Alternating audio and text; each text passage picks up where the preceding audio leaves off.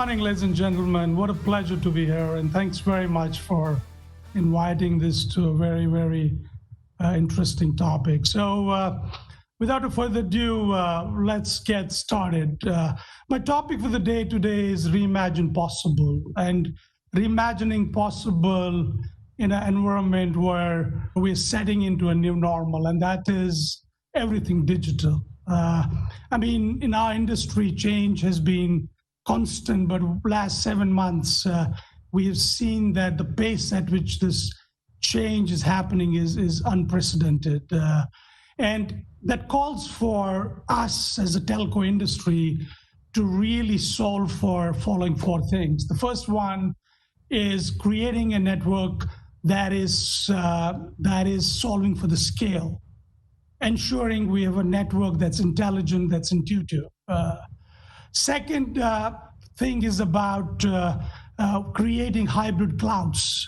We have workloads today which are in the public cloud. We have workloads that are staying on the prem and in the telco cloud. We need to ensure that these workloads are seamlessly working together. A third and very, very important point is the security has to be ubiquitous. It has to be zero touch, zero trust network architecture. And lastly, the emergence of IoT. Anything that can be connected is getting connected, and anything that we can draw value out of is being done. And we need to innovate at a scale to make sure industrial IoT becomes a reality. A couple of years back, we forged a very, very strong partnership with PLDT, and that was a commitment to create a world-class digital network that will become a true foundation for digital Philippines. It was based on 4 or 5 foundations. The first, that the network is flat and intelligent. It's intuitive, it's IP end-to-end, and it has got transport that's congestion-free. We looked at how do we solve for these multiple clouds, and they work seamlessly. So we create one, the efficiency, and second, the end-to-end security. And lastly, very, very important is that we ensure that we're bringing in automation using technologies like AI and ML in every element of this network. And with this digital platform, it's truly allowing us to reimagine the use cases across industries. We are today working with about 5,000 ideas across these 7 industries, which can be value creating. In the 4G era, we talked about killer app. I think we're still talking about it, but our belief is that we need to do a lot of experimentation to figure out what is monetizable in a Philippines context, right? So next generation enterprises, we believe, will require heterogeneous services and heterogeneous networks. The combination of 4G, 5G, Wi-Fi 6, and other access technology have to work seamlessly to create mass scale throughput, low latency for mission critical applications, and density for heavy 4K, 8K, 10K kind of immersive video led applications. So we have seen, I think we are in Cisco, we foresee that the current COVID environment, which has forced us to work from home, the majority of workforce is tied to their homes. We believe that behavior will not completely flip back to where we were. We believe still 60 to 65% of the population will work from a home in some shape or form. We will have 30% based at office, and other 5 will be mobile on the move. So we want to make sure we're creating the pervasive, connected workforce, irrespective of where they are, they have the same experience. There will be lots of different demanding applications coming into the play. The applications for the mission critical industries, applications for the verticals that I talked about, which are sensitive, critical, need low latency latency, and applications which have to be immersive in nature, using virtual reality, AI, and remote control operations, and so on. And then, last but not the least, these applications have to work anywhere, anytime, with any device. Now, 5G value proposition, we've been building this network to be 5G ready. In fact, many pieces of the network are already ready to go 5G, right? And is 5G yet another G? We believe not. We believe 5G requires integrated enterprise and service provider networking. This is truly at the moment of truth where enterprise networks and SP networks have to come together to create a tremendous value for the industry. We need to create resilient distributed enterprises which are digital in nature. We need to ensure that the operator network platform can be extended to these vertical industries, offering them the same policy framework, same security framework, and the same SLA, right? If we want to truly realize Industry 4.0, the digital revolution, which is driven by industrial IoT, these two networks have to come together seamlessly. When we do that, we will create phenomenal use cases which are monetizable. So as a result, our vision is a unified end-to-end service delivery across SP and enterprise networks. If I give a couple of minutes on this slide, if you look at the left-hand side of the slide, is typically how a world-class enterprise vertical is organized.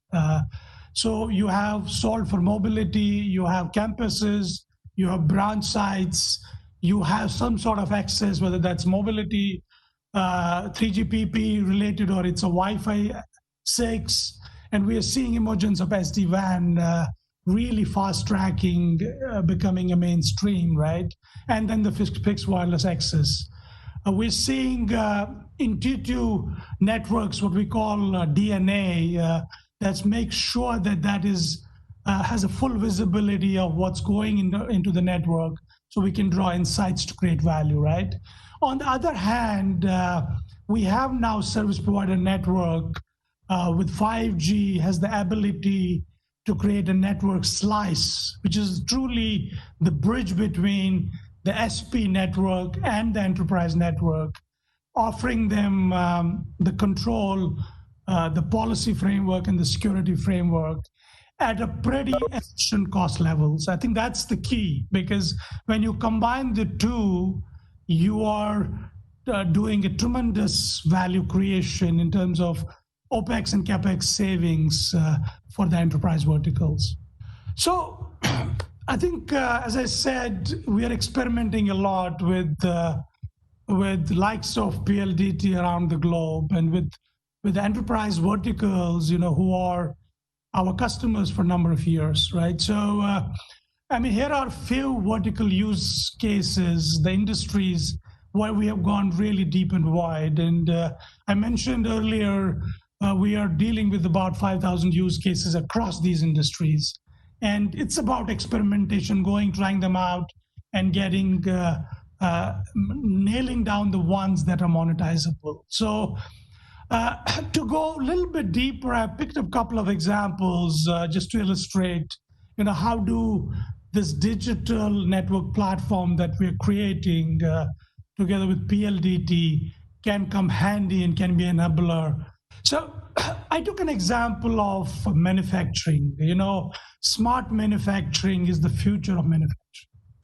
What we have seen in early cases is that you can reduce the cost of production up to 35%. And that's a tremendous value creation. And we believe it takes an ecosystem to create that capability. The telco, yourself, PLDT, place like Cisco, and then the specialist industry app providers and other ecosystem players coming together, creating that structure to enable a smart factory concept. But when you do that, the rewards are tremendous. So, what are we truly doing? We are truly automating every process in the factory by bringing in industrial automation, AI, ML. We make sure the workforce that's connected to the smart factory is seamlessly working with AI and ML. We make sure we're bringing the industrial security, both the cyber security and the physical security. So we ensure there's a brand production. We ensure that whatever gets produced out of this factory is 100% secure and authentic. And lastly, the efficiency of the plant itself, because when you're automating the processes, there is less manual interventions. There's almost, the dream is there is zero manual interventions. As a result, the errors and faults are down, and the outcome and the yield is improved. So the second example is from a retail industry. I think there are three things critical as we move this retail business into a digital retail business or a smart retail business. You got to solve for fundamentally first the customer experience. How the in-store behavior insights are taken care of. How can a consumer come in and do the mobile checkouts and check-ins? How does he engage immersively with the retail through a mobile? And the second one is about improving the productivity norms of the critical process, like inventory, just-in-time inventory, order fulfillment, mobile point of sales. Third thing that's very, very, very important in a retail use case is the brand of that retail. So we need to ensure that while we are digitizing the retail, there is a brand protection. It's fully secure. We have a threat defense in place, because as we experience already in a COVID environment, the threat envelope is multifolding. So as we transform this industry into a digital one, security remains a really, really big concern to address. And lastly, again, the store operation and the retail operation has to become much, much efficient. So net, we can, with this, we can create a tremendous value in retail industry. Early use cases tell us that we can generate savings between 35 to 45% in the net TCO of a retail chain. So let me talk about the next use case, which is in a financial sector, in a banking sector. I think here again, customer experience is a critical element in the banking industry. That's truly your differentiator as a financial institute or a bank, right? So in a digital environment, we want to make sure that a consumer or an enterprise that's engaging with you has an omnichannel experience. We make sure that there is a bank advisory services provided to this consumer or to this small medium business in a virtual way, so he doesn't lose the connection and understands the intricacies of what he's trying to do. The second thing is obviously the bank productivity. And I think we have seen use cases where the digital banks have proven to be at least 40 to 50% efficient than the physical banks. So as a result, that efficiency they can take back. And operational risk and compliance, I think, is a fundamental element of a banking use case, because we have seen the threat envelope. I think there has been a number of incidents that have happened where fraudulents are entering into critical systems of a banking, a financial institute, and creating a lot of damage. So we want to make sure while we're moving them to this digital operation, there is a foolproof, zero trust, zero touch environment in place. And lastly, again, ensuring that the bank operation is done at a very efficient order. And net, the early use cases reveal a tremendous savings in the banking industry as they pivot to this digital form.